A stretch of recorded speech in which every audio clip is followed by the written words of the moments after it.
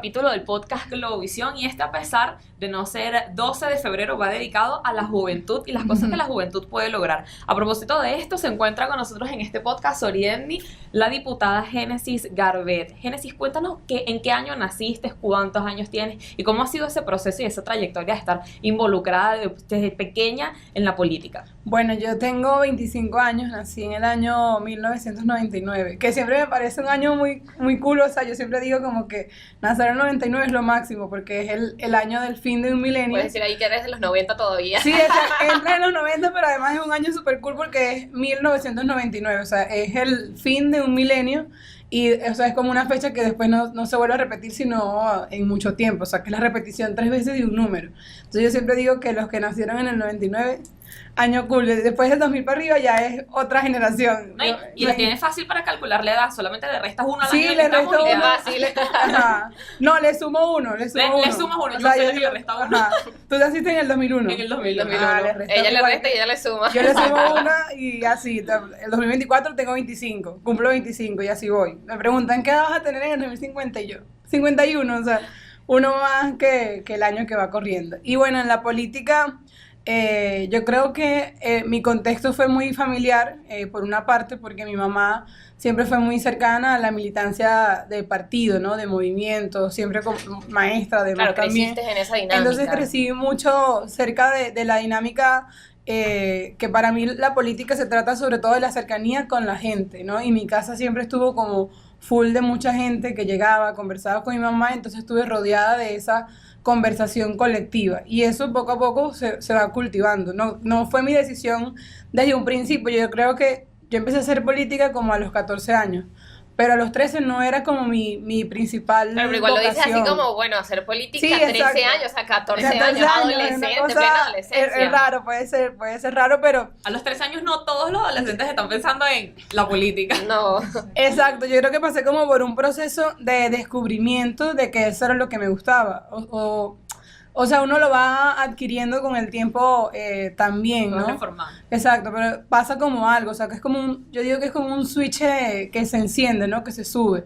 Porque al final yo quería hacer muchas cosas, o sea, me gusta el baile, yo quería ser bailarina, me gustaban los idiomas, incluso la carrera por la que yo opté en principio era que sí, idiomas, pero después terminé estudiando educación como profesora, porque después me di cuenta que a mí me gustaba mucho como tener una idea y tratar de facilitar esa idea y explicarla.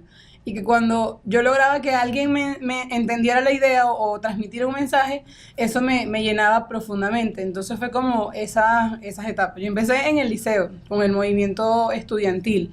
Y ahí uno va como descubriendo lo que te va apasionando, ¿no? Y entonces uno empieza como a cultivarlo.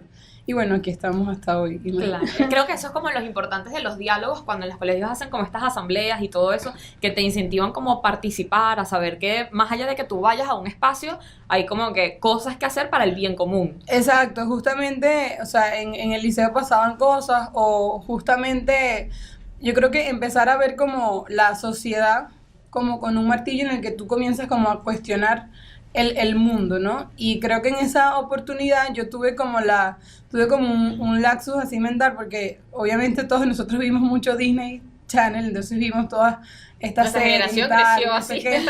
Claro, entonces luego yo me encuentro con un libro que se llama Las venas abiertas de América Latina, que es de Eduardo Galeano, y entonces yo comienzo ahí como a descubrir como los niveles de desigualdad que existen en el mundo, ¿no? Y cómo nosotros como latinoamericanos fuimos condenados a perder y a tener la cantidad de desigualdades que tenemos para que el norte global, en este caso, pudiese tener las condiciones de vida que tienen, ¿no? Y entonces como a descubrir cómo nos robaron, nos expoliaron, cómo invadieron esta tierra hace más de 500 años. Entonces fue como todo un descubrimiento que nosotros eso lo llamamos como descolonizar el pensamiento, y es como comenzar a entender el mundo de esa forma, ¿no? Y como a cuestionarse ese orden de la sociedad y sentir, yo puedo transformar las cosas. Y al final es como eso, o sea, creo que los que hacemos política entendemos que cada persona tiene que asumir el hecho de estar en una sociedad te permite tener un rol político de por sí porque ya convives, ¿no? Hay un sentido de convivencia, pero la política toma grandes decisiones de la vida cotidiana de la gente. Entonces tú dices, bueno, yo formo parte de la decisión o no tomo parte de esa decisión que al final interviene en mi vida. Entonces yo dije, si yo quiero que las cosas sean mejor para la gente, yo vengo de un pueblo además muy, muy pequeño también, o para quienes yo conozco, tengo que intervenir en la política, o sea, hay que tomar parte de ella y hacerla no solo como un interés individual, sino de todo el mundo. Yo siento que la gente en sí debe interesarse por la política justamente porque eso interviene directamente en tu vida, en todo, o sea, a nosotras como mujer interviene en nuestro cuerpo, que es el primer territorio de la política, o sea, para una mujer política, o sea, no hay nada más político que una mujer haciendo política. ¿Por qué? Porque es quizás una de las tesis que no siempre fue así en la historia.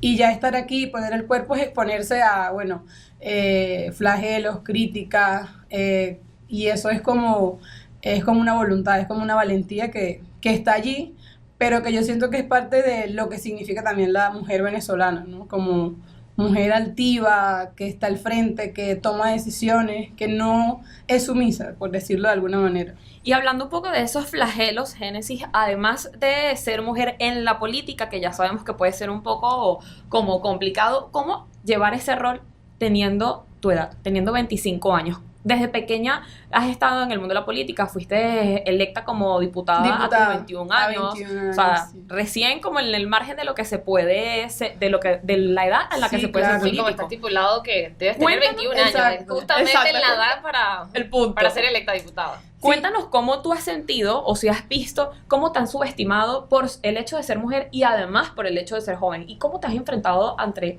esas cosas.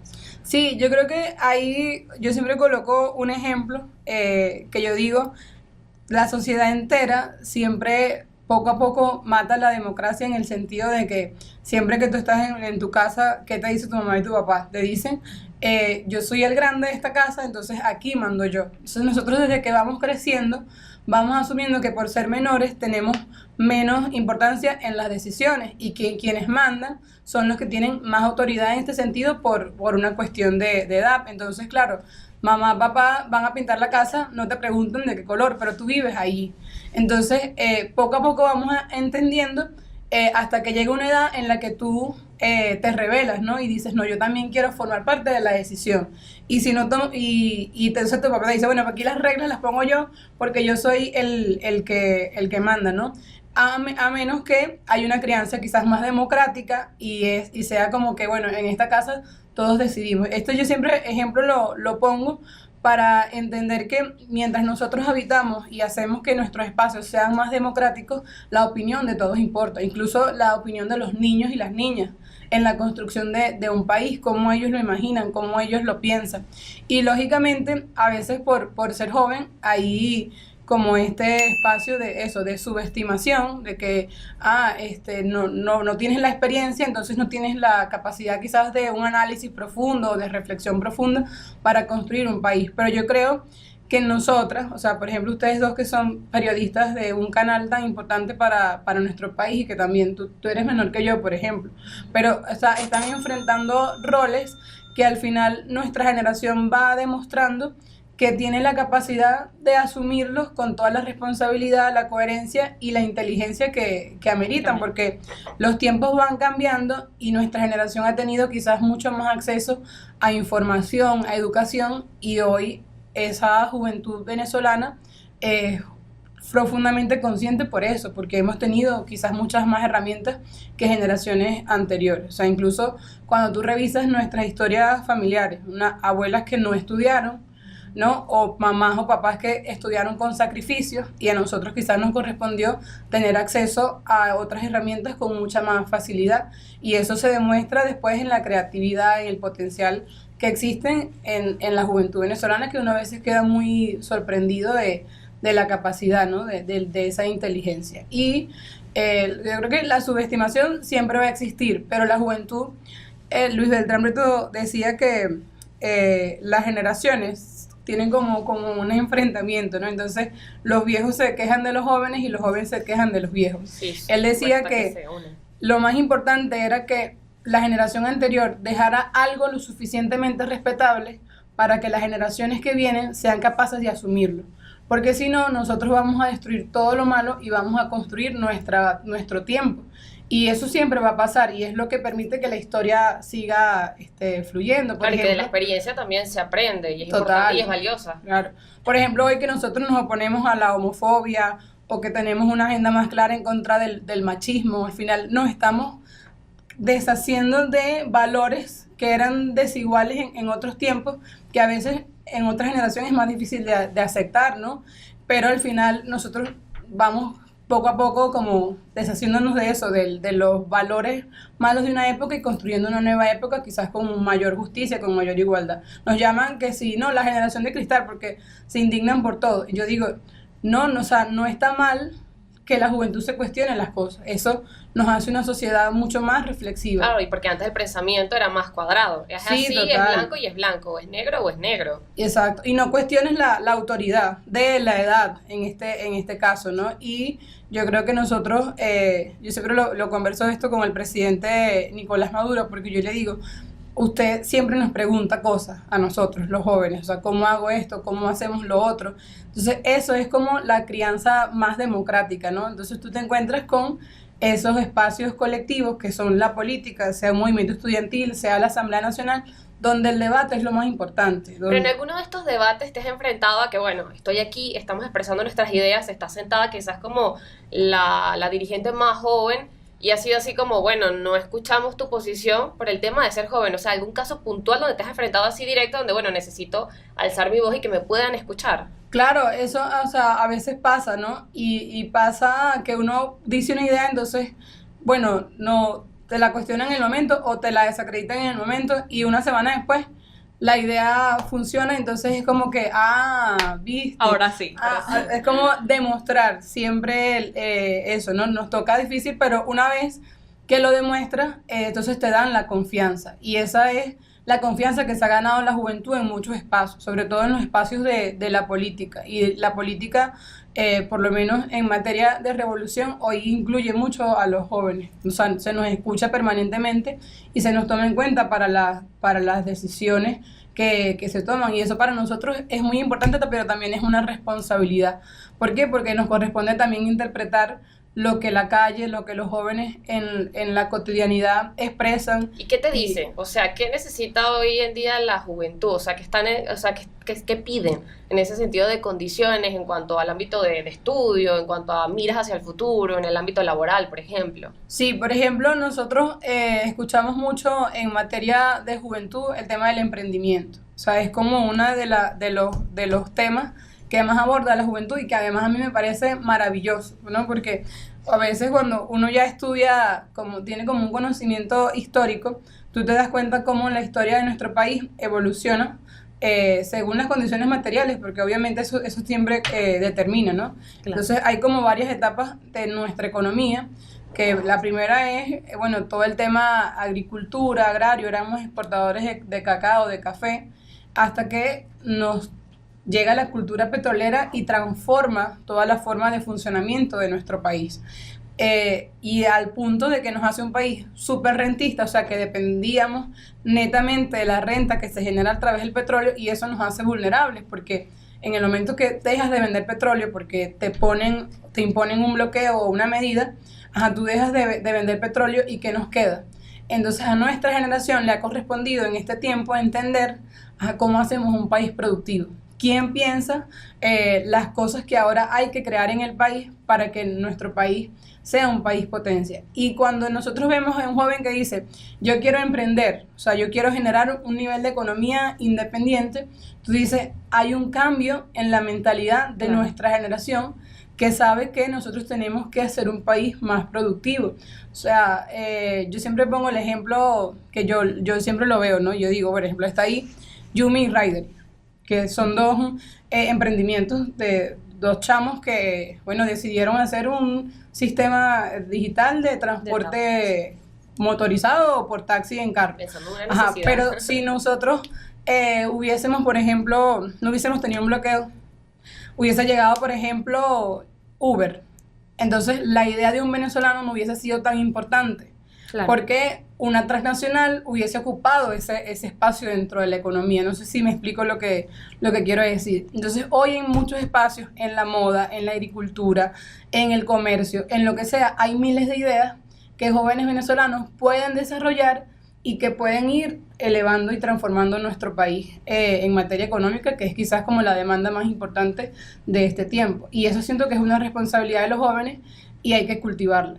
Nosotros tenemos que analizar el tema, involucrarnos más, y eso pasa también por, bueno, las universidades, la calidad educativa, que también siempre los jóvenes lo mencionan, y bueno, la recreación, que es parte, ¿no? La agenda cultural permanente, la agenda deportiva permanente, que no escapa de los intereses que nosotros tenemos, y que hay tantas culturas emergentes que hay que generar como esos espacios para que se den, para que la juventud sea todo lo que quiera hacer y sueñe, y además crea que es en este país donde puede lograr sus sueños. Es como lo más lindo. Bueno, nos adelantamos un poco al tema político y nosotros realmente estamos aquí para conocer un poco más de Me gana a veces la política.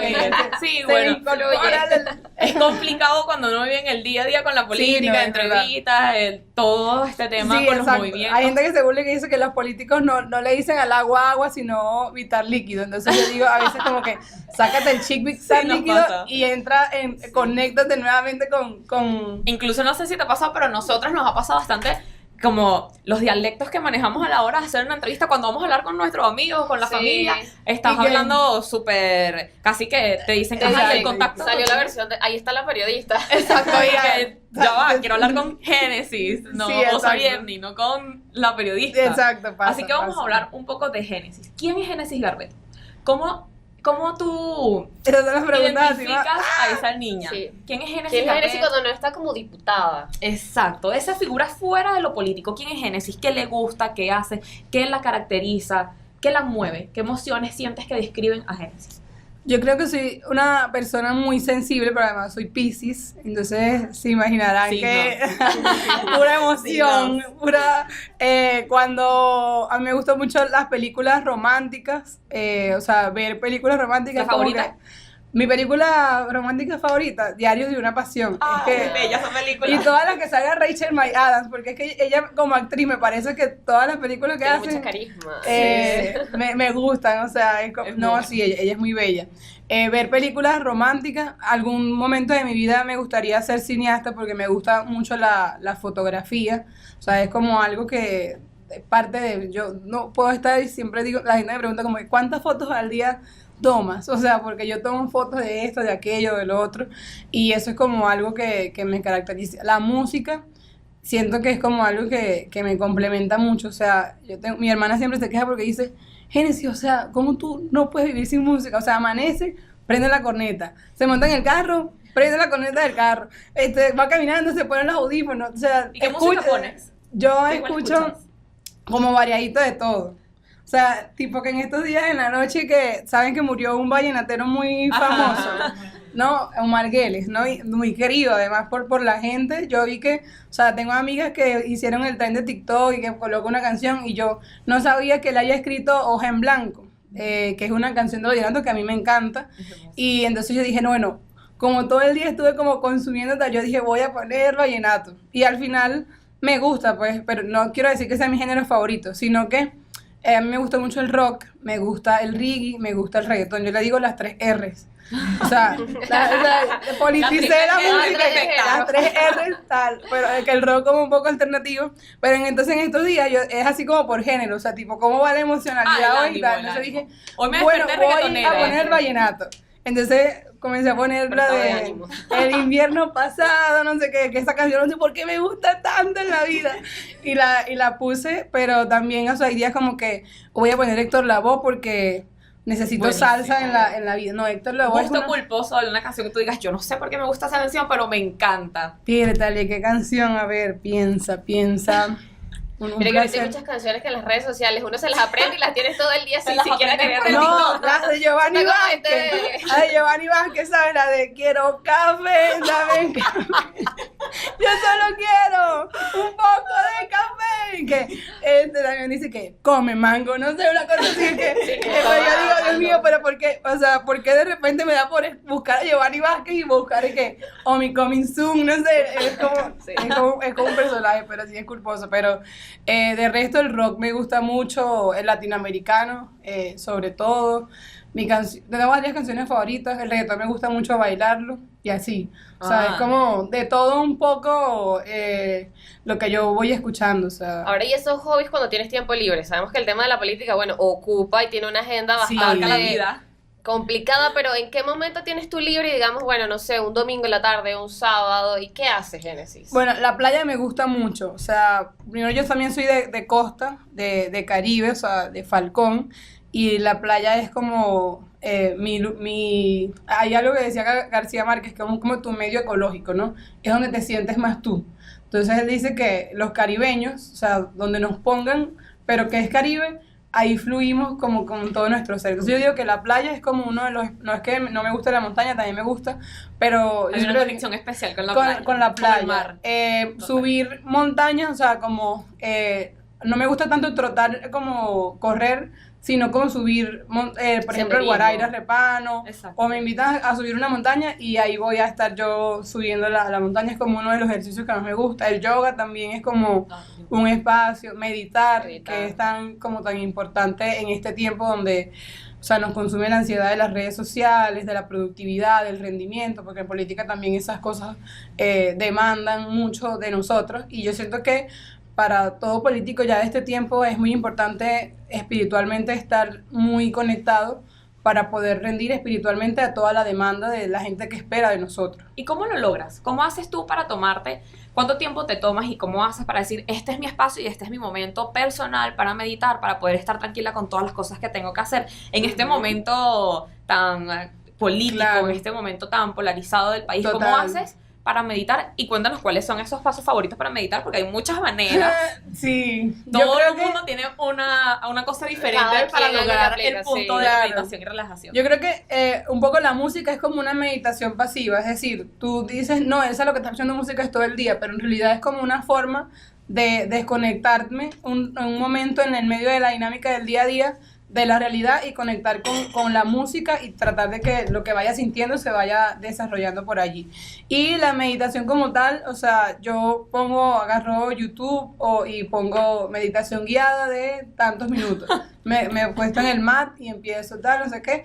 Hay días que sí me quedo dormida en medio de la meditación. Ah, pero aplica como meditación. parte del desconectarse. Exacto. A mí me ha pasado y yo creo que cuando no estás Exacto. dominando todavía al principio te quedas dormido. No, y que yo siento que los diferentes tipos de meditaciones cuando tú te concentras tanto en algo, ¿no?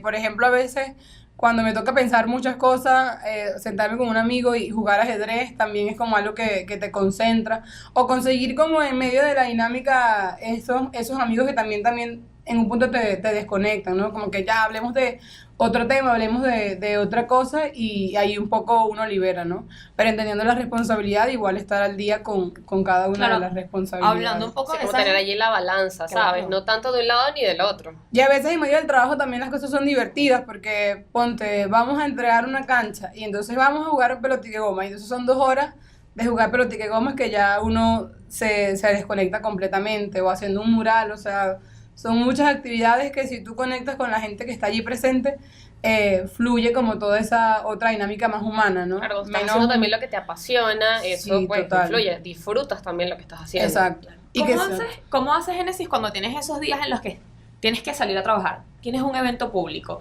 que tal vez a muchas personas nos ha pasado. Tienes un evento público y no estás de ánimos.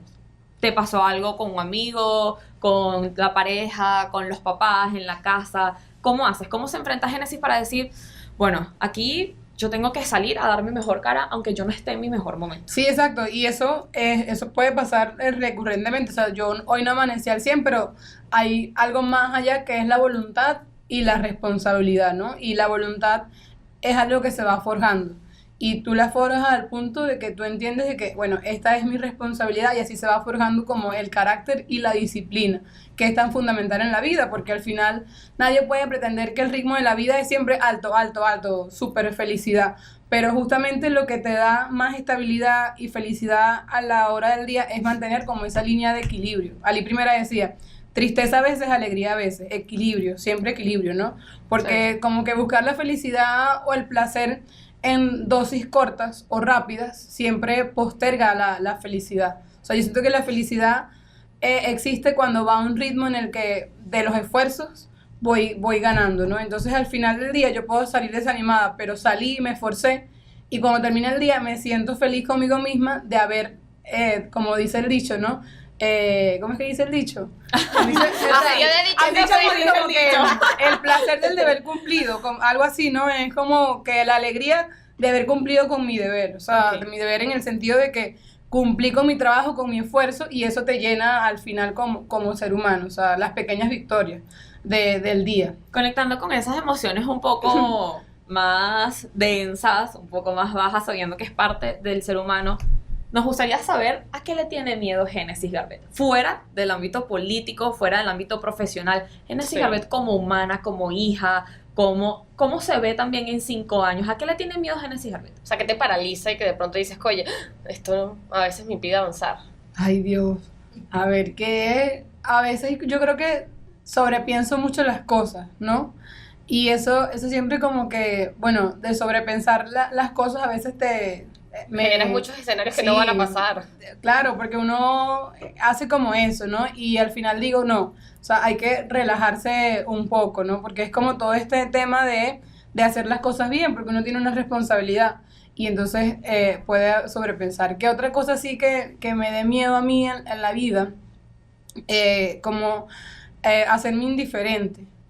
O sea, sabes que al final en la vida y los espacios de la política es inevitable que, bueno, tú estés en un espacio con las personas que piensan igual a nosotros y todo lo demás. Entonces, la indiferencia es algo a lo que yo le tengo miedo. O sea, convertirme después en una persona no capaz de escuchar a otro o que no me duele una injusticia. O sea, como llegar a ese punto es algo a lo que siempre... Claro, y porque puedes ir con lo que siempre avanzando en trato de posiciones, reconectar. en cargos, rodearte de altos funcionarios Claro. y decir, bueno, me desentiendo de la realidad de las O a la personas. soberbia puede ser también, ¿no? A veces la arrogancia, que es como algo que en la política puede suceder, ¿no? O sea, yo tengo la razón y si me rodeo de gente que solamente me dice que tengo la razón, entonces en un punto puedo desconocer el Claro. pensamiento de otro. Y Claro. eso es algo a lo que también me da miedo y que siempre permanentemente me repito, ¿no?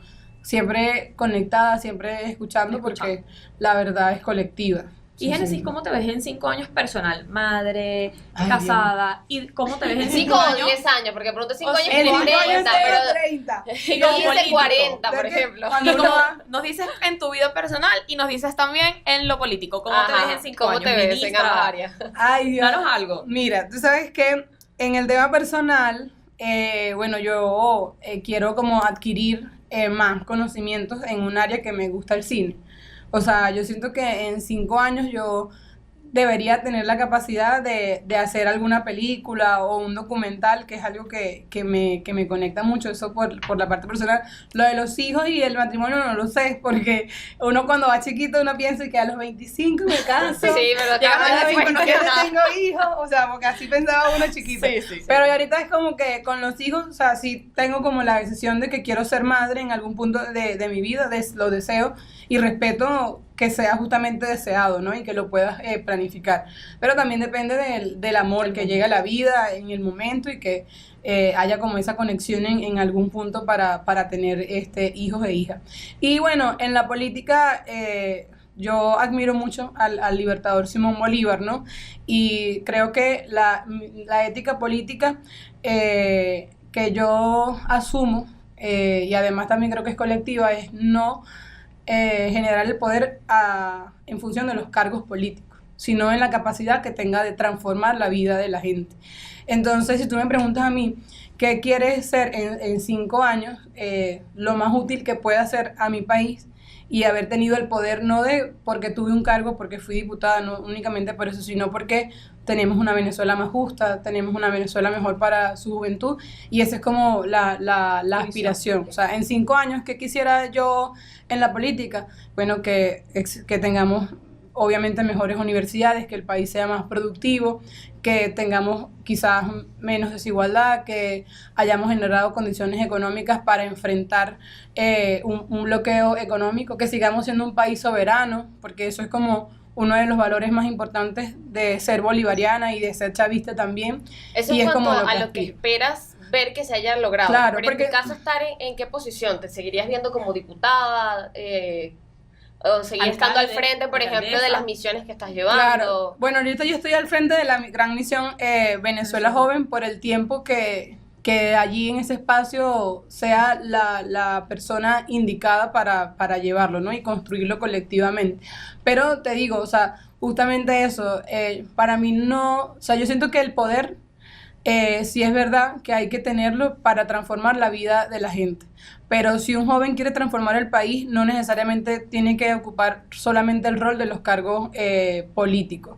Obviamente, en nuestra carrera hay cargos como gobernadores, gobernadoras, ministros, ministras, que son como los que mucha gente aspira tener, ¿no? Y yo, o sea, mantengo como esta postura de donde yo sea útil, dónde me voy a preparar. Y si tú me preguntas dónde vas a invertir tus estudios, yo creo en cine y en educación.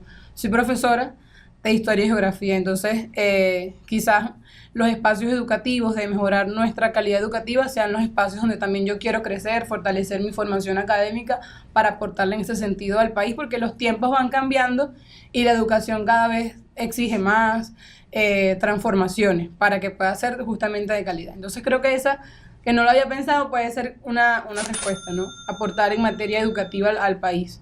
Bien. Es una buena área innecesaria. Claro, ¿sabes? territorialmente también, Falcón, que es mi estado, obviamente siempre está en el corazón, pero una vez que uno ya asume como dinámicas políticas nacionales, comienzas como a descubrir toda esta Claro que hay un- Ya no Venezuela, cabe hablando, allá. por ejemplo, en y le Falcón. toca colocar en igualdad a todos los estados del país y todas las características Hay que hacer mucho más allá del a pesar país, de, exacto. del Sí, porque corazón de uno. exacto, no sería ético como que mi favorito sea Sí, sea solo me Falcón y centro ya. en mi estado. No, claro. tiene que haber como una igualdad, aunque hay un corazoncito igual que no.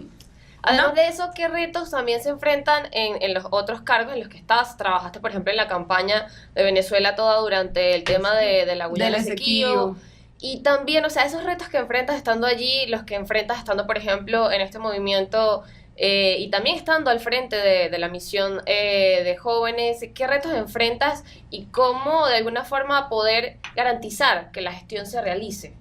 Sí, bueno, nosotros, yo creo que en la capacidad creativa de toda la gente, que mientras más tú involucremos a los jóvenes, mucho mejor. Es decir, no se trata de que la gran misión tenga como la responsabilidad de hacer todo, sino de prestar herramientas, ¿no?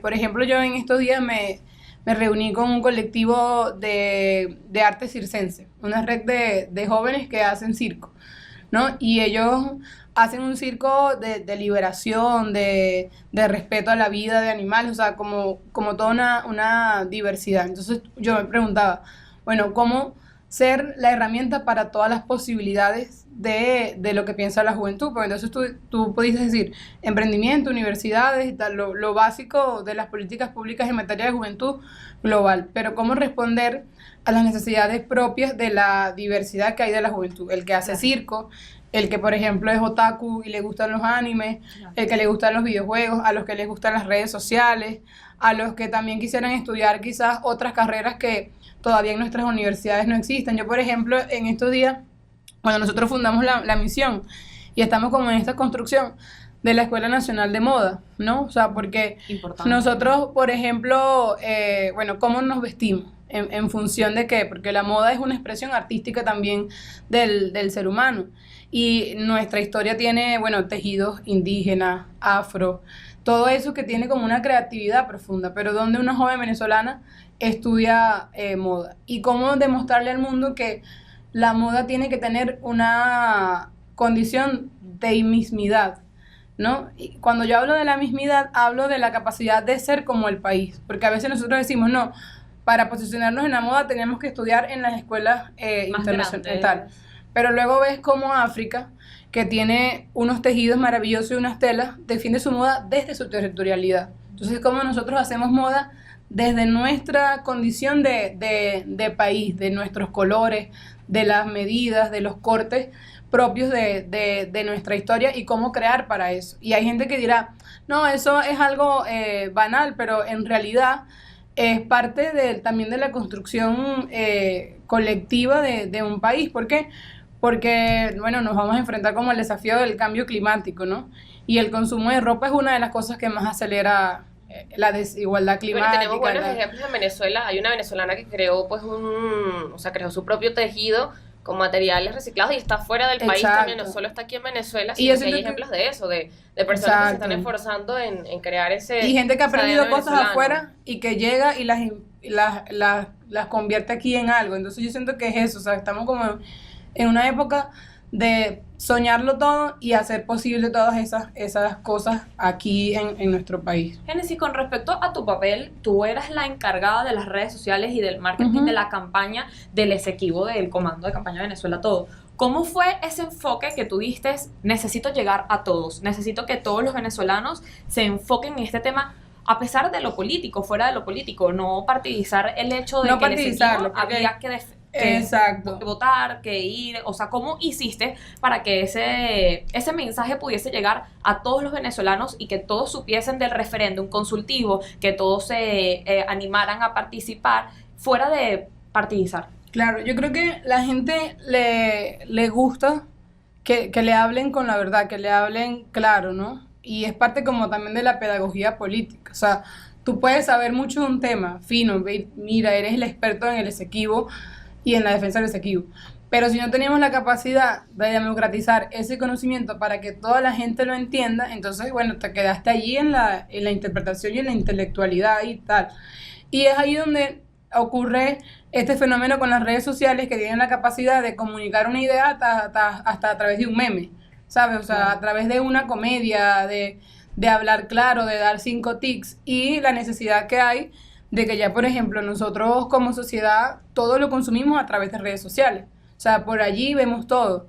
Y es importante tener una alternativa de contenido, que no sea solamente, bueno, me distraigo, scrollear es que se dice, ¿verdad? Sí, hacer scrollear, ajá, tú le das, y entonces vas viendo cosas que te van distrayendo, pero que no te estás consumiendo un contenido que te haga aprender sobre algo. Entonces hay que ser alternativa en el sentido de que tienes que tener el contenido, pero tienes que buscar la forma de que sea atractivo también para los jóvenes, para los adultos, para las mujeres, porque es una forma de democratizar las ideas. Y yo siento que sería muy mezquino y egoísta, bueno, quedarnos como no, si yo sé mucho de Bolívar, yo sé mucho de la historia, pero si no somos capaces de transmitirle eso a las grandes mayorías, que para mí es una de las cosas que logró Chávez. O sea, Chávez se sentaba en un halo presidente y podía transmitir de la forma más natural una idea y la gente lo entendía. Lo mismo la personalidad del presidente Nicolás Maduro, que mucha gente trabajó para como dañar su imagen, pero al final él con su empatía, con su personalidad de ser humano, ha logrado, por ejemplo, ser un fenómeno en TikTok, al punto de que lo banean de alguna forma. Y ya hay un tipo de activismo digital, ¿no? De militancia digital. O sea, cómo nosotros hacemos que en las redes sociales también se manifiesten nuestras ideas, también las podamos ¿Cómo darle explicar? también una vuelta a ese tema de las redes sociales? Porque hoy en día, si tú entras en las redes y ves los comentarios, es la cantidad de comentarios negativos que hay, los haters, pero por otro lado también dentro de las mismas campañas en las redes sociales, vemos que estamos en una dinámica polarizada y entonces hay también muchos comentarios negativos de un lado hacia el otro, de desprestigio, de ¿sabes cómo bajarle esa tónica a ese diálogo donde, bueno, me posiciono yo hablando mal de ti? Porque al final, pues eso no es lo que se quiere, y como decías, la idea es que el mensaje pueda llegar sin esa tonalidad de un lado o del otro. Sí, eso es, bueno, es también la dialéctica pura, o sea, es la negación de ideas que produce también una síntesis de esas ideas. Yo no estoy de acuerdo con el odio, o sea, yo siento que odiar es la máxima expresión de que ahí no hay política. Quien odia no es realmente político, porque la política se trata de lo común, del reconocimiento incluso de quienes piensan diferentes. Por eso es una sociedad democrática. A mí me pasa que mucha gente me escribe cosas de odio, pero yo siento que es como detrás de una pantalla lo puedo hacer, o sea, sabes, te puedo decir esto, qué sé yo, pero si te tuviesen de frente, no, yo siento No que no sería igual. tendrían el coraje de decirme de frente algunas cosas que dicen. O sea, hay un comentario que yo siempre, que por lo menos uno recibe, que es el comentario quizás más machista, misógino, que pueda existir dentro de la subestimación que ustedes decían de la mujer y de los ser jóvenes, joven. ¿no?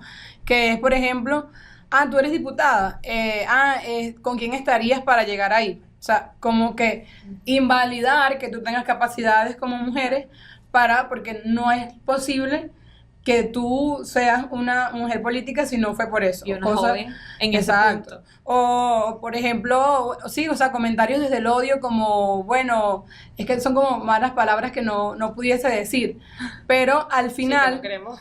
Yo siento que el sentimiento del hate es justamente que tú, o sea, como decirte, tú no tienes la razón. ¿Para qué? Para intimidarte, para que no existas, para negarte. Y tras esa careta de las redes Y sociales. yo lo que Sí. siento es que para mí es más importante, o sea, por lo menos a mí me fortalece más que recibir ese odio me hace querer más bien seguir demostrando lo que pienso. Me están O sea, escuchando. porque me estás escuchando y porque tú crees que me intimidas, porque tú quieres que las mujeres no estemos en estos espacios, ¿no? O cosas así. Y entonces yo digo, yo con más razón ahora voy a reafirmar mis valores. Yo apoyo a Nicolás Maduro, yo creo que él es el proyecto de liderazgo que garantiza la estabilidad política de este momento histórico y la paz, y por eso lo defiendo. Y si hay alguien que me va a insultar por eso, es porque el mensaje está llegando. Entonces yo lo voy a seguir porque es justamente eso. O sea, nosotros tenemos que alzar nuestra voz, además porque no somos como los favoritos del algoritmo, ¿no? Los algoritmos y las plataformas las manejan justamente, sus servidores están en el país que abiertamente no nos quiere tanto a nosotros. Entonces no somos como los favoritos del algoritmo y nos toca hacer como triples esfuerzos para que nuestro mensaje Pueda llegar. Claro, llegue. y cómo hacer también esa contraparte, decías bien interesante el tema de poder sentarse y escuchar las ideas diferentes, y yo creo que eso es algo valioso de rescatar. Claro. En ese sentido, por ejemplo, estuviste también como parte de la comisión de diálogo y traspolar ese diálogo a las diferentes instancias, no solo desde la comunidad de jóvenes, sino, por ejemplo, desde la misma Asamblea Nacional. Como decías, como joven, como mujer, ¿te has sentado, por ejemplo, a conversar con otras diputadas que tienen pensamientos diferentes, Claro. por ejemplo, como Angelita Mayo, como Carliana? Has tenido ese Sí. diálogo y de pronto te propones como que, mira, qué bueno que jóvenes, diputadas, mujeres puedan conversar y elevar ideas en conjunto. Sí, justamente nosotros después de la jornada de Barbados hicimos como una dinámica en la Asamblea Nacional donde hicimos un diálogo con jóvenes y ahí convocamos a los diputados de la oposición, que son jóvenes, a los concejales y legisladores de la oposición de todo el país, y fuimos capaces de sentarnos, de escucarnos y de entender que hay muchas cosas en las que coincidimos profundamente. Con Angeli y Carliana, que son diputadas de la oposición, y también hay muchos diputados jóvenes como América, que incluso es vicepresidenta de la Asamblea, está Grecia Colmenares, que también son diputadas, y hay un grupo importante de diputados jóvenes que permanentemente conversamos. Hay una política de algunos extremos de la ultraderecha. O sea, cuando yo digo ultraderecha, porque al final las palabras a veces pueden decir, bueno, ultraderecha. La ultraderecha es, quiero decir, ese sector más conservador de la política venezolana, que ellos niegan completamente al chavismo. Entonces, es nosotros o nada, ¿no? Entonces, esa no es una vocación plenamente política, más cuando tú pones por delante de los intereses del país tus intereses particulares, al qué punto de propuestas? pedir bloqueo, pues, por ejemplo. ¿Qué propuestas en esta comisión, por lo menos después de Barbados, después del diálogo, qué propuestas has elevado que tú sientes que han sido necesarias y que han sido útiles para poder llevar lo que han sido todos estos procesos de diálogo que ha tenido el gobierno con la oposición? Sí, bueno, por ejemplo, la Asamblea, que es el Parlamento, ha sido como el espacio de debate en el que se han logrado importantes leyes. Claro, las leyes, al no ser algo tangible que tú veas, tú dices, bueno, no, como no lo veo, quizás no interpreto que hubo un proceso importante de debate para que pudiese llegar hasta ahí. Nosotros hicimos, por ejemplo, la ley de participación estudiantil, la ley de emprendimiento nacional, que se aprobaron por unanimidad. ¿Qué quiere decir que se aprueban por unanimidad? Que tanto la bancada del chavismo como la bancada de la oposición democrática la aprobaron, pero eso es producto de profundos debates. De Y es un diálogos, debate encuentros. en el marco además De escuchar ambas ideas. del encuentro y del respeto.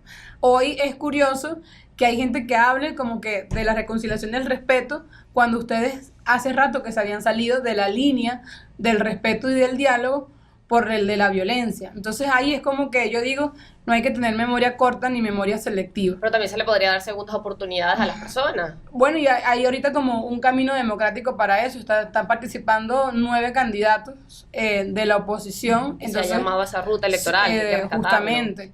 Y ojalá hubiese condiciones, por ejemplo, el candidato nuestro. Un candidato que su cabeza internacionalmente tiene precio. Es un candidato que las plataformas lo banean, que ni siquiera puede pagar publicidad en redes sociales. Es decir, al final, o que por ejemplo su seguridad está permanentemente amenazada, ¿no? Para poder desplegarse un estado, a salir. ¿Por qué? Porque hay amenazas siempre. Pero ¿y en esa situación crees que haría la diferencia, por ejemplo, como lo decíamos, el diálogo? O sea, por ejemplo, Claro, ver la en un conversación. caso a Maduro y al señor Edmundo, que es el candidato por la plataforma unitaria, sentados en un diálogo. O sea, ¿verías eso como positivo y que ayudaría en esa dinámica? Yo creo que el presidente Nicolás Maduro es un vocero fundamental del país y que hay rankings, ¿ves? Una persona que acaba de aparecer en la política venezolana, pero que además es un títere de intereses extranjeros, para mí no está en el ranking para debatir con el jefe de Estado y además con un jefe de Estado que ha enfrentado tantas dificultades. ¿Y quién sí lo podría estar, por ejemplo? Creo que sí pudiese estar en debate el proyecto histórico. O sea, ¿cuál es el proyecto que vende, que le oferta al país cada uno? Y el único que ha entregado un proyecto de país que que hablamos del cambio, y de la transición y de la transformación como cosas que sí hay que hacerlas, porque sí, el país necesita importantes transformaciones de su política, de la política, pero tiene que ser a través de el valor de la paz. Y es por eso que yo siento que la agenda de quienes ya nos han demostrado que son violentos y que podrían exponer incluso a la juventud a espacios violentos y después olvidarse de ellos e irse, como hoy no están en este país voceros de la oposición, como Leopoldo, como Ledesma, ¿no? Que Julio Borges o esta gente que, fino, les dijo en un punto, hagan tales y tales cosas, y después se fueron y los abandonaron. Entonces, tener como la memoria siempre fresca, ¿no? El diálogo es importante en el marco del respeto, pero sin olvidar todo lo que ha pasado y quienes siempre han estado en el camino democrático. Y entender, porque eso es como un pensamiento muy soberbio, muy arrogante, como que el diálogo con la oposición es si es conmigo, no. Hay diversos sectores en el país, hay estudiantes, hay mujeres, hay empresarios, hay empresarias, y esos siempre están debatiendo. Entonces no te creas que eres la última pexicola del desierto y que es contigo que hay que debatir, porque hay una sociedad entera con la que permanentemente se debate, y es ahí donde está el punto más importante del diálogo, ¿no? ¿Quién representa verdaderamente los intereses del pueblo venezolano? Y conversando con respecto a intereses, ¿cuáles creen que sean esas leyes que van a ser beneficiosas o que te faltarían por proponer ante el Parlamento para atender una necesidad de los jóvenes que tienen ahorita en este momento conversaciones con diferentes leyes, con cosas que tengan que moverse? ¿Qué hace falta para que tal vez la sociedad juvenil se sienta un poco más escuchada y se sienta un poco más interesada en el punto de la política? Por ejemplo, los muchachos están haciendo algo que me parece muy bonito, que es la ruta universitaria en la Asamblea Nacional. Han ido hasta universidades privadas que se organizan los estudiantes y visitan el Palacio Federal Legislativo, ¿no? Hay como una interacción.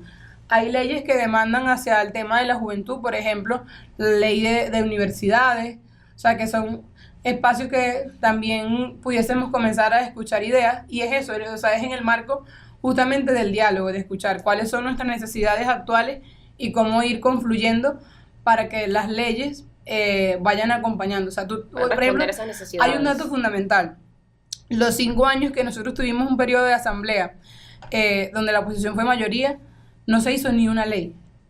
O sea, nada. No hubo una ley. Creo que la única ley que tuvo y me perdona si me equivoco, lo podemos investigar en colectivo, fue una ley para quitarle la propiedad de la vivienda a la gente que había sido beneficiada por la Gran Misión Vivienda de Venezuela. Fue como la única ley que hace asamblea.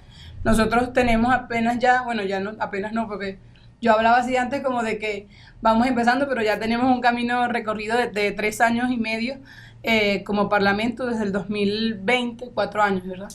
Desde el 2021, 3 años, 3 años y medio, donde se han construido un compendio de leyes importantísimas en materia económica. Al final uno ve una evolución en la economía, en diferentes áreas, y es porque hay esta cantidad de recursos intangibles como leyes que van reproduciendo esas mejorías de las condiciones. Eso es lo que no se ve. Eso es como la gestión parlamentaria. Hay gente que dice, el diputado no tiene la tarea ejecutiva de resolver problemas, sino esas leyes que intangiblemente intervienen en la mejoría de condiciones. Yo siento que sí hay, o sea, quizás pudiésemos permitir que en este podcast la gente comente qué leyes, o los jóvenes comenten qué leyes pudiésemos tener allí como en el calendario para abordarlas en el futuro, los comentarios, exacto. que es bueno, y que tener ese diálogo con las demás universidades, y que veíamos, por ejemplo, ahorita me parecía bastante interesante que estamos ya en el tema de las elecciones el próximo 28 de julio, ver que desde las universidades, los profesores, tanto rectores, se animaron a llevar a sus estudiantes de universidades como la UCB, desde la UCAP, o sea, universidades públicas y privadas, a llevar a los estudiantes al registro electoral, a que pudieran inscribirse y que forma parte de esa población que va a poder ejercer su derecho al voto, claro, para este 28. En ese sentido, ¿cuáles son las expectativas, ya para ir cerrando pues esta conversación, de ese proceso electoral y de la importancia que los jóvenes puedan participar de los procesos electorales? Incluso de aquellos que hasta el momento, con todo lo que se ha realizado y con todo lo que se ha hecho, no se han sentido me siento escuchado, me voy a interesar nuevamente en la política, sí, voy a creer, hay un tema de desinterés de la juventud, claro, en todo el tema de lo que tenga que ver con política. Allí yo siempre digo que nosotros, los que asumimos como liderazgo en materia juvenil, nos corresponde llegar siempre mucho más. Y para nosotros la participación de la juventud en todos los espacios es fundamental, ¿no? Y sobre todo cuando es en el marco de la construcción de un país. Y esa es como la mayor invitación, ¿no? Que nuestra juventud nunca más en la historia permita que alguien les diga que el camino de la violencia, que el camino del irrespeto es el camino para las oportunidades. Y mientras más jóvenes se afilien a la capacidad de entender que las vías democráticas, que la vía del diálogo son las vías para construir un país, obviamente bienvenido sea, y ese es como el mensaje a la juventud venezolana. Nos corresponde construir el futuro de este país, y no digo el futuro como un hecho lejano al que algún día vamos a llegar, sino también de las cosas que nosotros en nuestro presente hagamos. Y allí la mayor invitación es a dejar las hostilidades a un lado y encontrarnos justamente en la posibilidad de amar este país. Y que los próximos 10 años van a determinar mucho de nuestro futuro, de nuestras vidas, ¿no? Ya nosotros estamos en una etapa con 25 años, no es lo mismo que un chamo con 14. Claro. Pero sí debemos generacionalmente dejar un país construido para la generación que viene. ¿Por qué? Porque nosotros hoy somos el 60% de la población venezolana en edades productivas. Eso en unos 40 años cambia. Entonces la responsabilidad de hacer este país productivo no se la podemos dejar a la generación joven que viene, porque van a ser minoritarias. No sé si me explico con este ejemplo. No, es esta generación quien tiene el poder de hacerlo, y sé que hay mucha conciencia en la juventud venezolana. Hace como 2 semanas tuvimos el congreso de la Organización Bolivariana Estudiantil, de los chamos de los liceos, y ver cómo ellos hablaban, o sea, con 12, 13, 14 años, tú dices, o sea, vienen con una... Sí, o sea, y además el interés también por la política. Tú dices, todo va fluyendo bien, porque estas cosas, o sea, los teléfonos son una de las cosas que más despolitizan. Y despolitizan no porque dejes de militar en un partido, despolitizan porque te enseñan a vivir aislado, que la vida en colectivo no es tal. Yo a veces digo, no hay nada más político hoy día que una rumba. ¿Por qué? Porque la rumba te desconecta del teléfono y te hace vivir la experiencia de compartir con otros seres humanos, de abrazarse, de echar cuentos, de chalequear un rato. Y eso es político, porque hay interacción, hay humanidad. Hay otras sociedades ya en el mundo en el que los jóvenes están en la pantalla todo el día. No saben interactuar con otras personas. No, es mucho más complicado. Yo siento que gente que ya fuera incluso también nos pudiese como dar más cátedra de eso. Y a veces los venezolanos se sorprenden cuando van a otros países de cómo esas sociedades, o sea, no se miran, no se voltean, no se saludan. Aquí uno llega a una parada de bus y Como no aislado. conoces a nadie y tú, hola, ¿cómo están? Bien, ¿cómo va la vida? Y todo, o sea, hay como ya eso es como un rasgo de politización. Ya cuando nosotros llegaríamos a un nivel donde la gente ni se salude, hermano, ya, o sea, Se perdió no todo. es por Sí, ahí. perdió Entonces yo digo que hay cosas como, no hay nada más político que una rumba, una parada de bus, o sea, todo lo que confluya, que como seres humanos estemos permanentemente juntos y nos escuchemos en eso, en lo común, en lo colectivo, no cada quien por su lado, porque si cada quien va por su lado, entonces... No se construye un país. Exactamente. Claro, y tener esos puntos de unión, por ejemplo, como el tema de la educación, el tema de la cultura, y yo creo que es chévere cerrar con esta dinámica donde, bueno, motivamos a los jóvenes a esforzarse. Yo creo que hay mucho talento en los venezolanos, muchas iniciativas que se están haciendo, y es importante que cada quien como que considere, yo tengo el poder de cambiar desde el ámbito donde estoy. En este caso, bueno, si me quiero formar, si estoy en el liceo, si estoy en la universidad, desde cada espacio, pues apostar a cambiar, a desarrollar nuestros talentos y sobre todo también, en este caso que decíamos al final, a participar, por ejemplo, en las elecciones y a apostar a que, bueno, cuál es el país que quiero ver y que quiero ver en el futuro. Así que, bueno, gracias por No, a acompañarnos. ustedes, de verdad, Génesis y Sol. Así, a dos tocallas, Génesis Garbés, Génesis Novo, y bueno, por aquí quien les acompañó, Sorimi González, para este nuevo episodio de Globovisión Podcast.